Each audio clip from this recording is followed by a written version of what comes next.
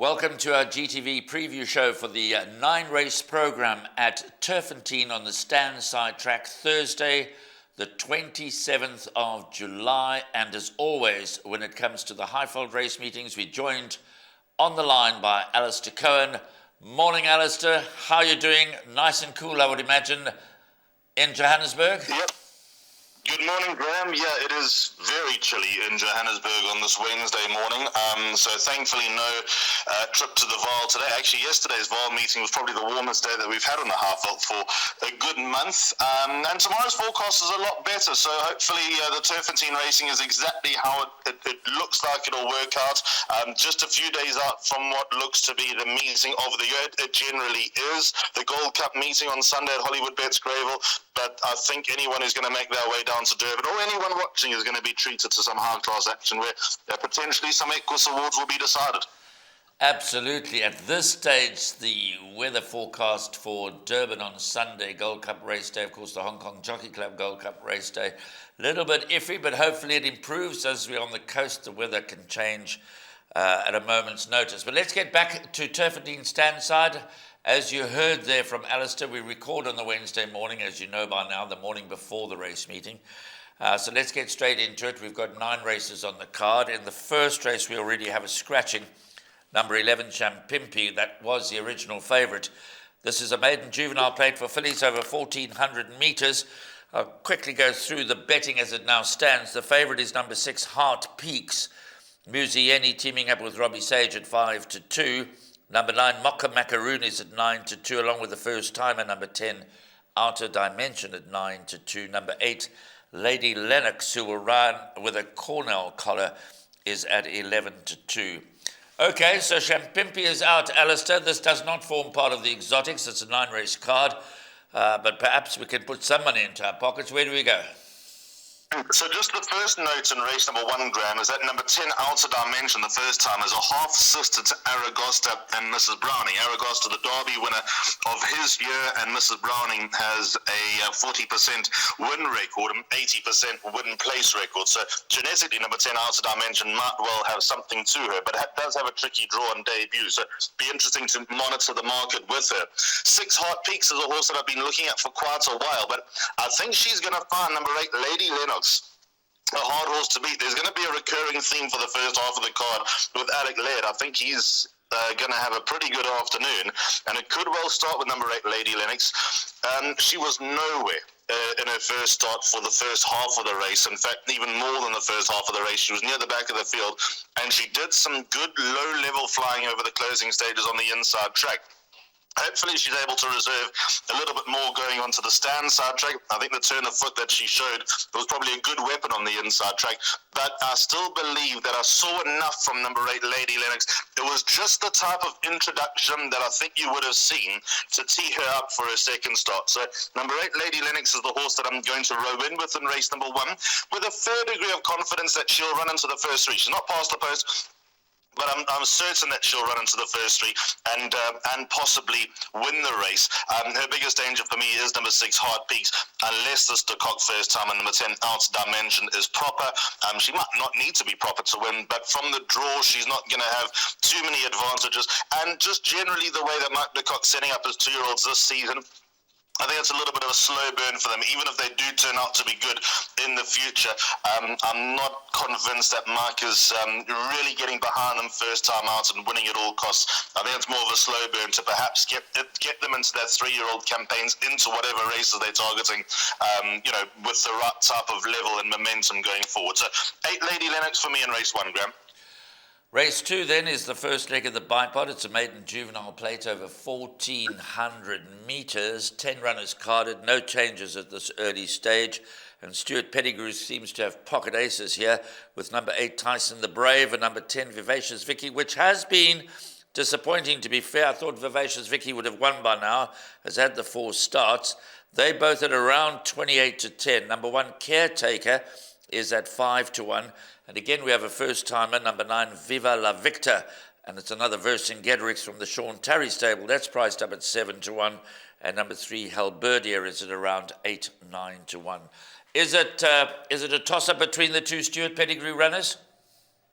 Judging by Sean Terry's comments at the front of the computer form about number 9, Viva La Victor, who makes appeal on breeding, he says the son of Vercingetorix will need the experience. So that would push one into the corner of the pedigree horses. Now, the big question is which one? I'm not convinced that either of them bring the most revealing form lines, with the exception of number 10, Vivacious Vicky. I thought last time, even though Captain TikTok was an overdue maiden winner, a battling maiden for much of the way, and probably got away with one last time, had been 2 direct winners straight out of that form. Plus, he didn't have the best of passages through. It is the pedigree way to be given a chance and to do the best work late, and Vivacious Vicky was obviously in that boat and in a small field, found a little bit of traffic. So I'm willing to give him another chance, especially out of gate 1, going 1,400 metres for the first time around the bend. There's enough to suggest that number 10, Vivacious Vicky, it's getting close to now or never. I'm running out of patience, but I think there's just enough in his favour this time around to get the job done. 8, Tyson the Brave, I know both pedigree horses have been quite disappointing for Stuart, so 8, Tyson the Brave is probably a matter of putting it all together to run another nice race. It wouldn't take much from him to put up his career best here. And another horse that I'm interested in is number 4, I Spied. A well-bred son of Global View. The mother was a good racehorse, light on her toes. Tara and Zaki, also not known to set them up first time up. There was an alarming drift about I Spied on debut, but ran to Longsword. He runs in a grade 1 on Sunday in the Premier's Champion Stakes. Beaten 5.5 lengths. It wasn't a very revealing run in that he stayed on later and caught the eye like Lady Lennox a race earlier. But I think there could be some improvement to come from number 4, I Spied. So that could be the value in the race to run into swingers. From a bipod perspective, just the last word on race 2, from a bipod perspective, would you include both 8, Tyson the Brave, and 10, Vivacious Vicky, just to be sure? Yes, I would. I'd go both the pedigree runners here, Graham. Okay, so Tyson the Brave steps up to 1,400 metres for the first time, and as you heard, Vivacious Vicky didn't get the best of passages last time, so we do think that the 2 pedigree runners will be enough to get you through the first leg of the bipod, but watch for improvement from number 4, I Spied. Race 3 is the first leg of the Place Accumulator. The Place Accumulator is Alistair's chosen bet for the day. It's a maiden plate fillies and mares over 1,160 metres. Just to give you the form update, of course, number 1, Wilkies, ran just yesterday. We're recording on Wednesday morning, so ran on Tuesday the 25th, ran second, beaten a length by surprise winner World Heritage in a work riders race. So that's the form update. And the one scratching is number 17, Inevitable. The favourite is number 13, Shine in Memphis at 15-4. 15, Storm Secret is at 5-1. Number 1, Wilkies is at 7-1. Number 3, Secret Recipe is at 7-1. Number 11, Forever in My Dreams is at 7-1. And there has been an early betting move for number 8, Blup Blup, from the David Nivenay stable, from 20s into around 8-1. But I've had sight of Alistair's Place Accumulator. He's got a banker. He's given us a 24 rand perm. He's given us the framework of a Place Accumulator. You can certainly add to that. Alistair, you've banked number 11, Forever in My Dreams, in the opening leg of the Place Accumulator. And earlier you mentioned that Alec Laird might be in for a very nice day. Graham, I can't believe the price for number 11, Forever in My Dreams. I know she's coming off a layoff. The big benefit for Forever in My Dreams is that Alec Laird's yard is on fire. Now, the debut run to Divine Moonlight over 1,100 metres. Divine Moonlight has placed a graded level down at Hollywoodbets Greyville during the season. The third horse, Dolcezza, has done the same. Dolcezza finished about 4 lengths in front of Forever in My Dreams. I remember this daughter of Master of My Fate at the sales. She looked the pop, doesn't necessarily translate to performance. And then when you look at Shine in Memphis, who's the current favourite, that form at the Val on Tuesday was done no favours, because Wait for Green Light ran no sort of race. Another horse that ran second to Mika's Bomb, also the Wilkies being the case in point, went down narrowly in a very, very weak work riders maiden on Tuesday as well. So I'd have serious reservations about the level of the form from Mika's Bomb. What else is interesting about Mika's Bomb? I'm not the biggest believer of draws at the Val, and am only a believer in the draw on the Turffontein stand side track straight when it's wet. But for those that believe there is some sort of bias, being it's not wet, Mika's Bomb won hard up on the inside rail last time out. So there might be some sort of evidence that the form could be seriously doubtful with Mika's Bond. Therefore, number 1, Wilkies, and number 13, Shana Memphis, although Shana Memphis has got a lot more scope to improve. I wouldn't be getting overly carried away. Number 15, Storm Secret, is bred A for further, and B, being rested for a longer period than number 11, Forever My Dreams. So again, that leads me to believe that number 11, Forever My Dreams, are probably more upwardly mobile at this stage. Respect for the money on number 8, Blip Blip. David Nevenhuizen traded the mother for a while. Killer Wire, who started her career with a bag in the colours of Danny Collins, if I'm not mistaken. His daughter twice over has found support, so I do respect that. David's known to get them ready first time when they are good enough. And then also number 14, Springer, a nicely bred daughter of Vercingetrix, but no support for her at the time of recording, so maybe just a look-see for next time. So I think everything just defaults to number 11, Forever My Dreams here, Graham. I can't see her missing the first 3. I honestly can't, and I think she can win it. Well, there we go. You've heard it from Alistair. Number 11, Forever My Dreams, only had the 1 start. She's a 2-year-old, plenty of scope for improvement. The form line has worked out well. Easy to back at 7-1. Could well shorten before we get to race time. So there we go. That's the first leg of the place accumulator. Alistair very strong on the Alec Lear train, number 11, Forever in My Dreams. Now, race 4, which is also the first leg of the pick 6, is a maiden plate over 1,160 metres. Quickly give you the betting. 5, Captain Warra, has already found betting support. Was priced up 11 to 10, is now 9 to 10. Also touched in the market for number 6, John Wick, from 7 to 1 into 5 to 1. Number 1, Magic Prince, is on the drift. Probably not surprisingly, he's had more than enough chances. Open 4 to 1, is now 11 to 2.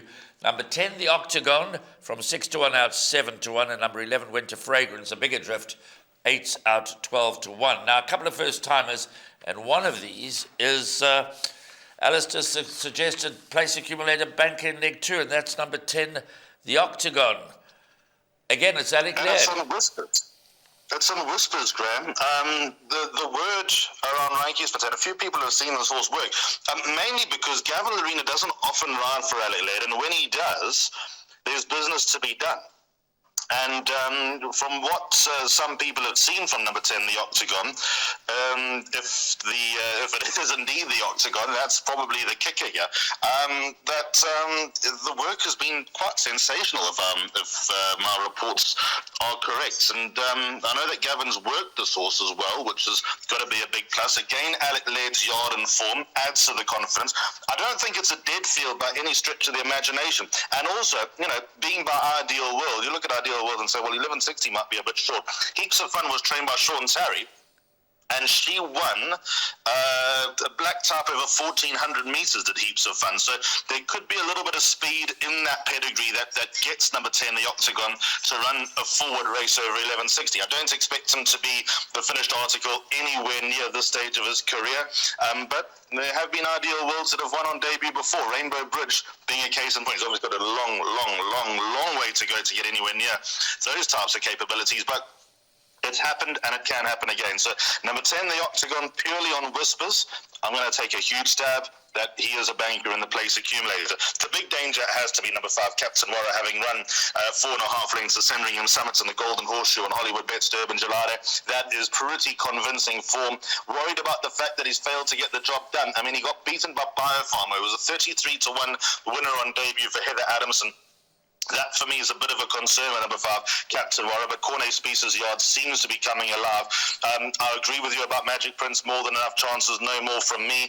Number 3, Brechart, I think, is open to improve. I actually liked Brechart last time, and he moved up at one stage looking quite dangerous and didn't go on with it. So I don't know what the answer is with number 3, Brechart, but I think there's something unlocked there with the son of Willow Magic, but he might be a run or two away from unlocking that.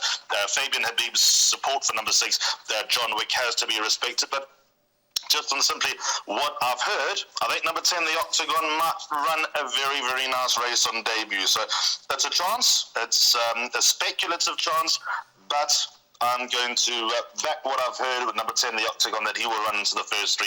And to be honest, the drift about him, I might have a little bit if there is a little bit of money race time on the Octagon, I must be honest. Well, talking about Ideal Worlds winning first time out, earlier in the week, we saw Sprigati winning on debut for Louis Goosen, coming from the back of the field, and was also not friendless in the market, shortened from big odds into 7 to 2 at one stage before drifting before race time. So keep an eye on the Octagon. attractively priced in the market, might well shorten. Obviously, Captain Warra brings a favourite's form into the race, as you heard from Alistair. So if you're not inclined to completely go with Alistair and bank at number 10, the Octagon, include the Octagon, but you can back it up with number 5, Captain Warra. As I said, it's a small perm. It's a 24M perm that Alistair will go through for us a bit later on. Race 5, first leg of Jackpot 1 is an MR75 handicap over 1,000 metres. And here we have 10 runners. Number 1, Tayuba's at 5-2. Number 2, Iron Skies at 28-10. Number 3, Axel Collins 5-1. 4, Pendragon 11-2. They're betting 10-1 and bet above those. The equipment change in the race is number 10, Giancarlo, will race with blinkers.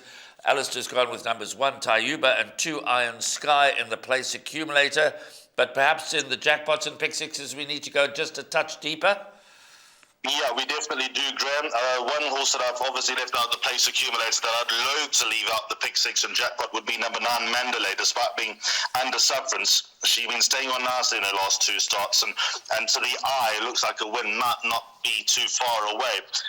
Obviously, others, Axel Collins, Pendragon, they are natural inclusions in jackpots and pick sixes. Just with regard to Pendragon, I'm a sucker for him on the inside track, not a believer down the straight on the Turffontein stand-side track, so that's why I've left them out here, despite Fanny Bronco's yard being in very good form. I've gone with 1 and 2. Back to Yuba last time. She ran ahead behind Water Honey at the Vaal over 1,200 metres. I think getting her to stride freely was the answer to getting her to run a better race last time out and going close to winning for the first time in a while. The cheap pieces go on. That seems to be a bit of a fashion accessory at the moment because everyone seems to be reaching for cheap pieces. But I'll back up number 1, Tayuba. I'm not convinced she's a good thing, but I think that she'll go well enough and at least run into the first 3. Number 2, Iron Sky is a bit of a thief, if I'm honest, because I've spoken to Diego de Gouveia a lot about Iron Sky, and he says, you've got to ride him no good and show him daylight right at the end. He'll be doing his best work late. In 1,000 metres in the dead of winter, you'd expect the pace to be on to maybe set up for number 2, Iron Sky, but he is going to need the right breaks and running because if he does get beaten, it's going to look like an unlucky loser. That's just the way that he is. But his last one was good enough to back him up again. He beat Siberian Steel by a quarter of a length. That form has been franked with a direct winner out of the race. And, this time of year when they go 1,000,000 miles an hour, the horse that's going to be left to do his best work late might just play into his lap. So 2, Iron Sky, narrow first selection over number 1, Tayuba. Value in the race, definitely number 9, Mandalay. Race 6 on the card is the Fillies and Mares 87 handicap over 1,400 metres. It's the first leg of Jackpot 2. There are no changes to report at this very early stage. The betting, number 2, Water Honey, comes out of that form line that Alistair Cohen was just referring to a moment ago. That's at 3-1, along with number 6, Alan B, at 3-1. Number 1, Princess Philippa, 6-1. 4, Simple, 7-1, along with 5, Kayla's Champ at 7-1, and 7, Strange Magic at 7-1. Double figures and better the rest. Seems a tricky race, but are you in the camp of Water Honey again? Graham, I cannot believe the price about number 9, She's a Rainbow. She's my top choice. Number 2, Water Honey, is the natural backup in the place accumulator. LMB's pick 6. The 2 horses for me in the place accumulator, and I'm going to have a nice each-way bet on number 9, She's a Rainbow. She's had no draws since getting onto the half-hour. The first start she probably needed over 1,600 metres.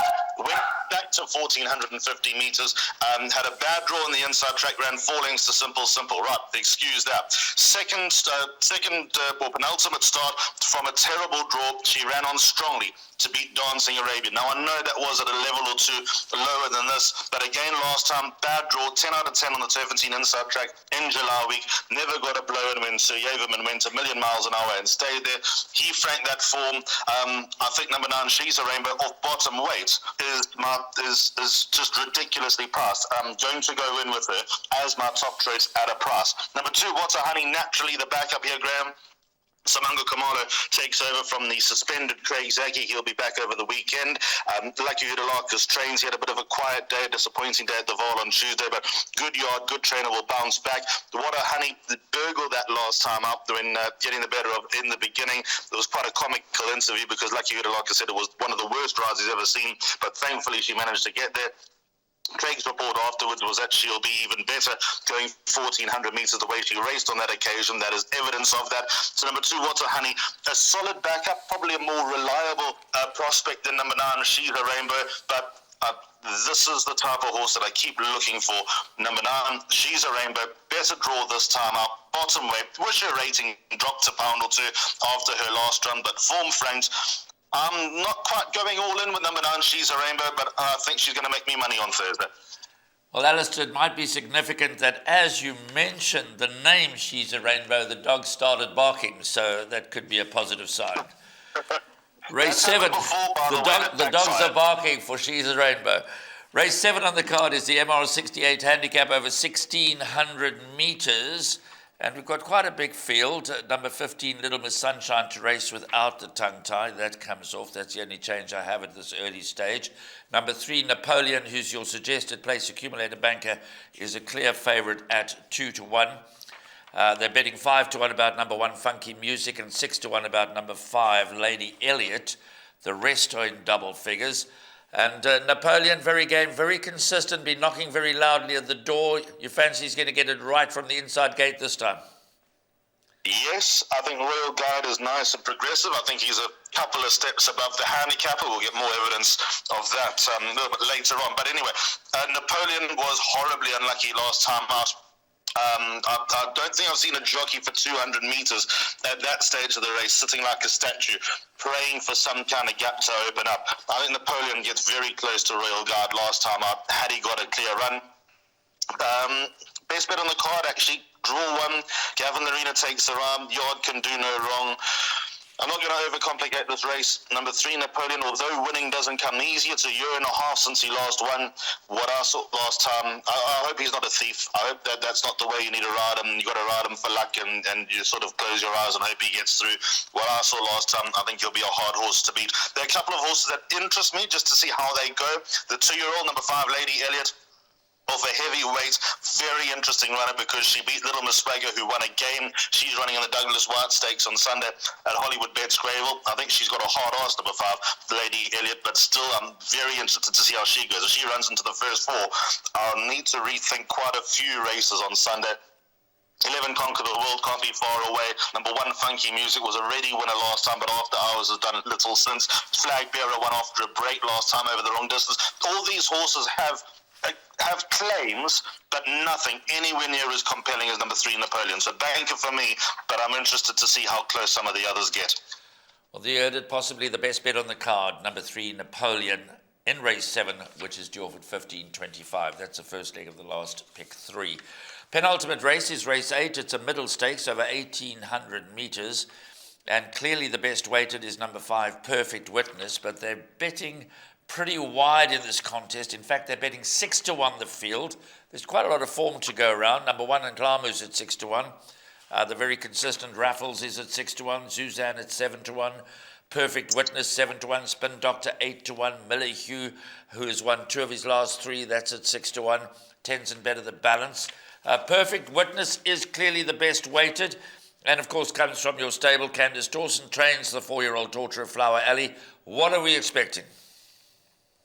She's in probably better shape than she's been for more than a year, even though she's turned the corner. The penultimate start, she won a graduation plate. I know now I got you and a few horses in behind. Thunderstone have failed to win. Last run of bottom weight, granted, was an excellent performance behind Melech. She stepped forward with that run under the belt. Best weighted horse in the race, highest achiever in the race by quite a margin as well, having once been a 109. This race has been on the horizon for her for quite a long time. Graham, I'm not going to say she's a good thing because she's not. There's a whole lot of hard knockers that are at a reasonable level here. But if she doesn't run to the first 3, then don't speak to me afterwards, because it'd be very disappointing if she doesn't feature, and she can definitely win. The danger is number 8, Miller Hugh. I've started to actually love this son of Give Me the Green Light because he's a real trier, a real grinder. His win last time over Baytoye was a hard-fought victory. Even when he won on the 30th of May, he would have been very, very unlucky loser. But and as close to Diego de Gavea as I am, we play a lot of golf together. Off his one handicap is an absolute criminal.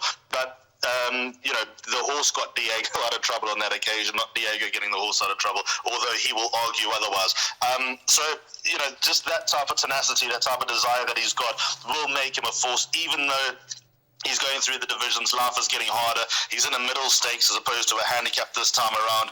The fact is he will do his absolute best. So 8 Millahue, I'm scared of to an extent.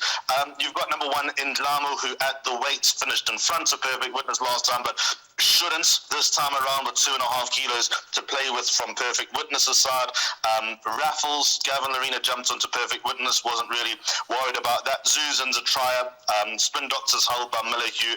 So from all those angles, I'm confident that 5 and 8 will suffice, possibly in all the exotics. Okay, so Perfect Witness, clearly the first choice from Alistair's perspective. Best rated, attractively priced, 7-1. I just need to mention, before we move on to the last race, just to confirm there is an equipment change, number 8 Millahue. The blinkers do come off, and that's interesting because obviously he's won with the blinkers, but he won last time out without the blinkers, and the blinkers have been removed, and JP van der Merwe retains the right. So 5 from 8 in the 8th race. That's the way that Alistair sees it as we go to race 9, which is an MR80 handicap over 1,800 metres. Alistair's placed accumulator numbers, which he'll confirm later on when we go through the perm, on numbers 1, 12 and 13. Number 2, rule book, races with a Cornell collar. Number 11, You Can't Hurry Love, is an early scratching. The betting, number 1, Free Movement, who's on a hat-trick, that's at 7-2. Number 6 is at 8-1. Number 8, You're My Sunshine, finding a little bit of support in the anti-post betting, that's into 7-1. And number 13, Nothing Else Matters, is in fact the second choice in the market at 5-1. So clearly this is the one leg that you've included 3 horses in the place accumulator. So quite a tricky close to the meeting. I probably overcomplicated this race, Graham. My analysis of Free Movement when he won his last start the day after the Hollywoodbets Durbanville, he actually won like he was having his second or third start. He was veering all over the place, and Gavin Larena really needed to get behind him to make sure the job was done. He was very, very frustrating to follow throughout the maidens, and that he looked to win in so many of those starts and failed to go on with it. But clearly with the blinkers being removed, he looks like he's finally figured out what to do. So I'm almost using the analogy that Free Movement actually started his career on the 14th of May. Then everything that happened before that with blinkers on was probably just an experiment that may have failed from a very good yard. So 1, Free Movement, off top weights, up half a level. Yes, the horse that they need to beat. But there are 2 horses down near the bottom of the weights who I think are overdue. Well, not necessarily overdue, but perhaps progressive. 13, Nothing Else Matters, I think, falls into the overdue category, and 12, Celtic Rush, probably the more progressive category. I'll start with number 13, Nothing Else Matters, because he just keeps running places and fails to win. Much like Free Movement at the start of his career, Nothing Else Matters just seems to have forgotten how to win. There's probably just a little spark that's needed, something missing, something that's just not quite gone according to plan. They'll carry this horse across the line. I think he's overdue. It wouldn't surprise me if he were to win it. It wouldn't surprise me that when he wins, he goes on a bit of a streak. Number 13, Nothing Else Matters. I think 1,800 metres on the Turffontein stand-side track is pretty much what he's looking for as well. And then number 12, Celtic Rush, last time from a bad draw, didn't have the best of passages, had to push forward. There was a lot of competition for the pace. Off top weight, he only emptied out late. If he's able to he should get a useful position from gate 2, but if he doesn't have to sort of compete for the lead or compete for position, that's probably a better way of putting it. I can see him being effective. I think that he's just going to develop into a nice, solid, bread and butter, fun to follow handicapper. So 12, Celtic Rush, I'm fond of. Not necessarily, certainly not past the post in this race, but I think he's got something to him that'll make punters want to keep him in their good books. Just the other horse here, number 5, Every Cloud. Don't leave him out. Warren Bush was expecting him to run well last time, and he never got a blow, and he was never dangerous. Perhaps keep him on your radar for a pick 6 perspective. But I think number 1, Free Movement, now that he's got the hang of things, probably the horse that they need to beat. So there we go. That's a summary of the 9 races at Turffontein on the stand side track, Thursday the 27th of July. Possibly the nap of the day is Napoleon. in race 7. But as mentioned throughout the proceedings, Alistair's chosen bet is a place accumulator. We've made reference to each of his numbers as we've gone through the legs one by one. But just to recap it all, we're going to bring it up on screen. It's a 24 rand perm. Alistair, take us through it. So 1:05 is the first leg of the place accumulator with race 3 on the 9-race program. Race 1 gets underway at 12. So the place accumulator, banker number 11, which is forever in my dreams in the first leg, but banker number 10, the octagon, in the second leg. By 1 and 2, Tayuba and Iron Sky. Race 5, which is leg 3. About 2 and 9, I'm very keen on She's a Rainbow in race 6, but backup, the natural backup has to come from Water Honey. By banker 3, Napoleon, best bet of the day. By 5 and 8, I think we can double up there with Perfect Witness and Millahue. And then 1, 12 and 13, without trying to be greedy, I think we got a very, very good chance of doubling up there. 24 rand perm, as you say, Graham. I don't expect it to pay record-breaking exotics on this Thursday, but the point is I think we'll gain some ground and fill up the wallet going into Sunday. As always, Alistair, thanks very much for your time, for your contribution and for your wisdom as we look forward to racing on Thursday the 27th of July at Turffontein Racecourse on the Standside track.